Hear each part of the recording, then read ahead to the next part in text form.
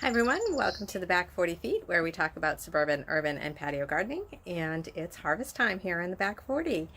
I am specifically going to be harvesting my watermelon, just one.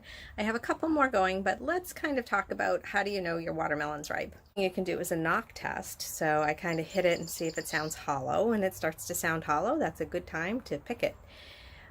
Watermelons and cantaloupe are not going to ripen any further when you pick them. You can't sit them on the counter and expect them to get sweeter. All of the sugar gets entered into the melons as they grow. So proactively picking melons that you think are going to be ripe are just going to be a really big disappointment because they're just not going to be that super sweet flavor that you're expecting. Melons as a whole are very water dependent when you're growing them, so sometimes if it seems like it's taking a little longer for them to get to harvest, you may not be giving them enough water. So let's go take a look at the vines, shall we? So here are my watermelon vines that have been growing all over my squash tower, and I can see that here's a watermelon. So when looking for ripeness of watermelon, you want to start to see that the skin gets a bit gray. I'm not sure how well the color can be, but you can see that this is dull.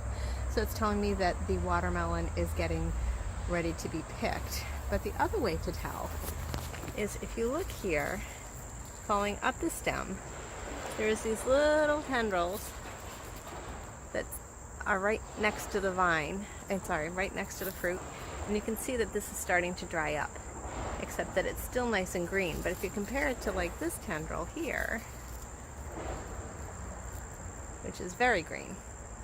So this is probably telling me that in about a week I can pick this melon. What I want to see is this to be completely dyed back. But when I look through the rest of them, that's the only one that's really big enough to harvest, but it's not ripe yet.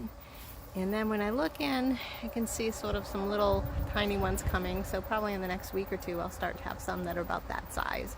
But let's look at the one that I had just harvested about in a minute or so ago while I was trying to harvest some zucchini. It just sort of fell on top of me here. Here is my harvested watermelon. It's hefty size, probably a little about 4 pounds. The thing that you can do is, I call it the knock test. So you can hear how it's sort of hollow. That tells me that it's pretty ripe.